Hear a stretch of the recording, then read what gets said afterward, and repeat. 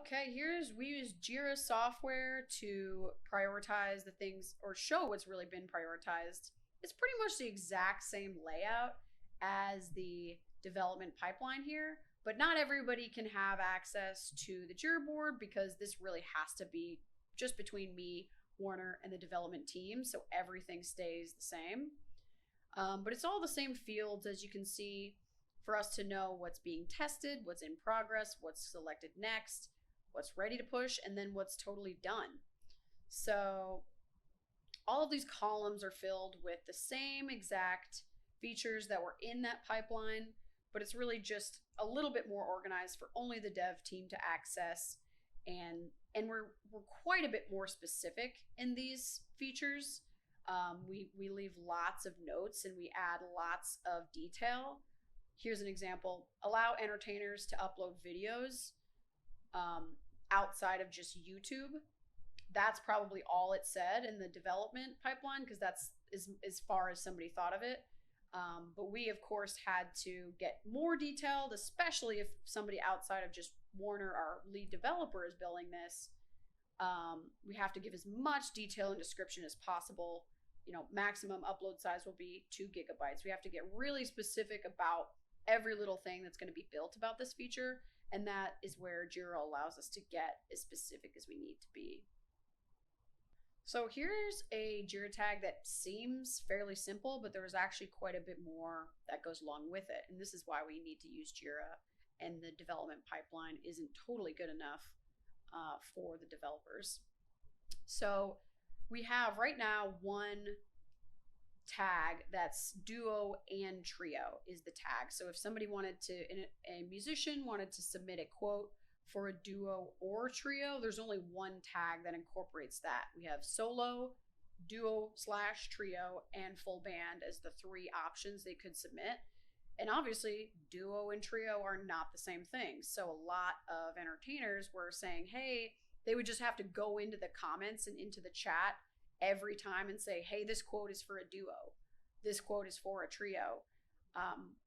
And we can make that a whole lot easier by just separating the two. But as you can see, there's a little bit more detail than just splitting them up.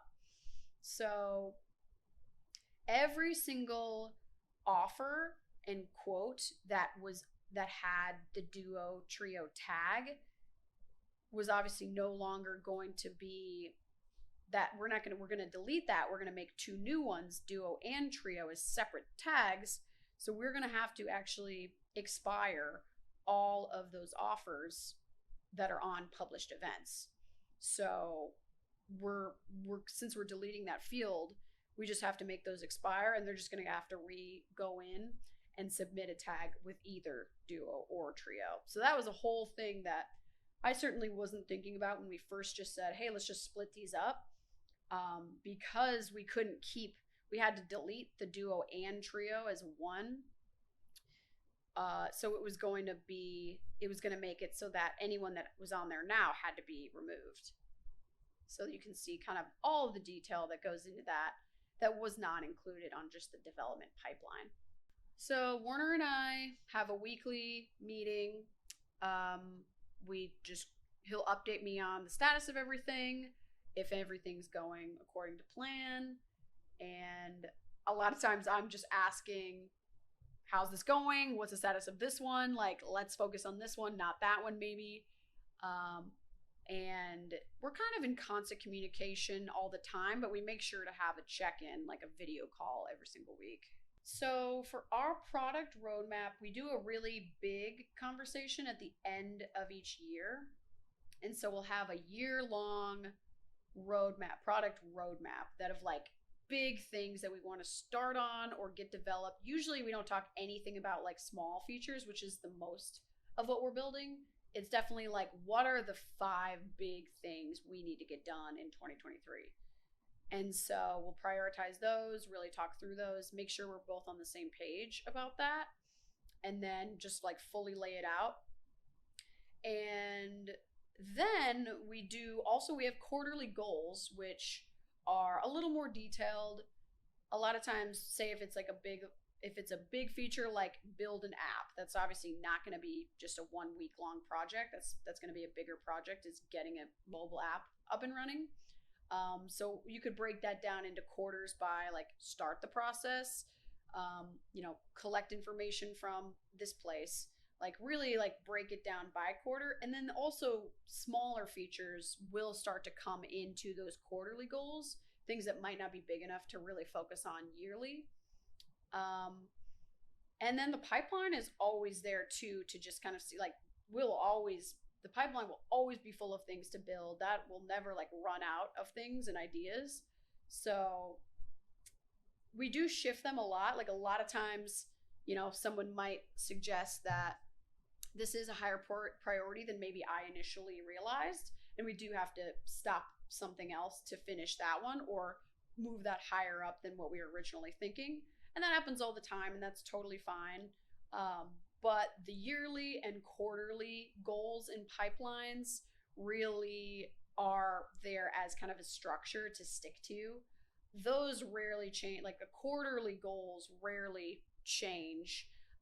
The little things might get shifted, but a big thing that's going to happen in the quarter or the year is rarely going to get put off. When I first got started, I had no idea how long anything would take. But now I kind of have a decent idea of things that are going to take 3 weeks versus 3 months. I could probably kind of give as much. I would know that much at least.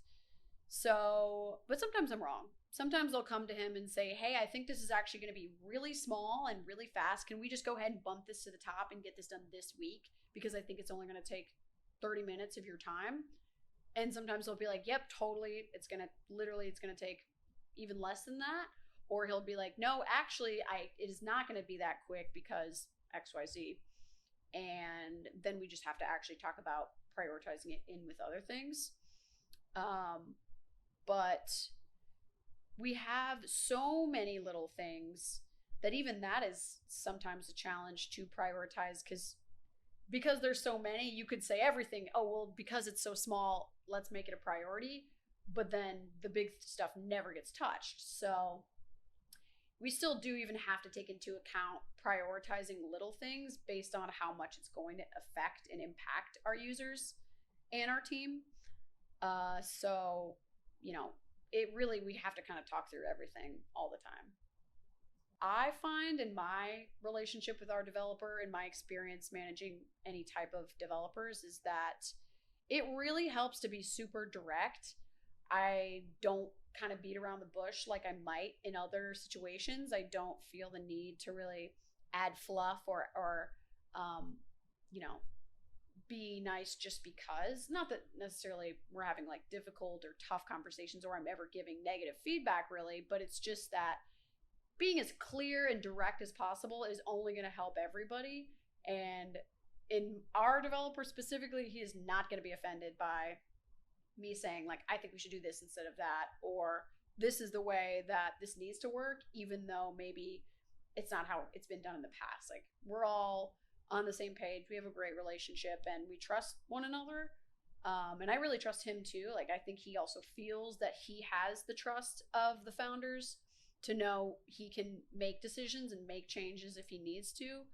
And he really, as a person, appreciates that directness and appreciates just being totally straightforward. Makes things a lot easier for both of us. With our weekly calls, I'm kind of always up to date on how things are going. And he's also posting in our technical Slack channel new things that are going live, what's kind of next on the pipeline. Like, everyone can see what the status is on every feature. So I'll have quarterly goal meetings, and then usually halfway through the quarter, like a full check-in of, hey, like, we are not even started on this big project that I kind of hoped we'd be halfway through on. I just had that this past week.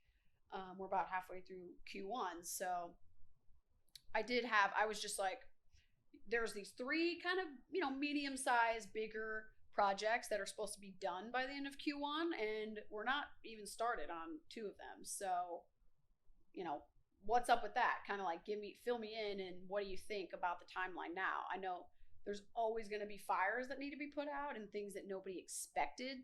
But so we kind of have to budget time in for that too. And we've been much better about doing that in the past year. But yeah, I'm kind of constantly aware of what's going on. And then I'll check in with him like formally halfway through each quarter.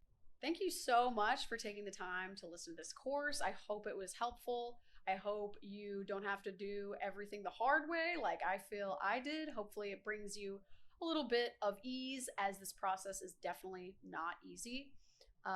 But if you ever have to book any entertainment for your event, that's bookwitheva.com. If you're an entertainer and you'd like to be booked for private and corporate events, you can also sign up there. And if you have any questions about any of this, feel free to DM me.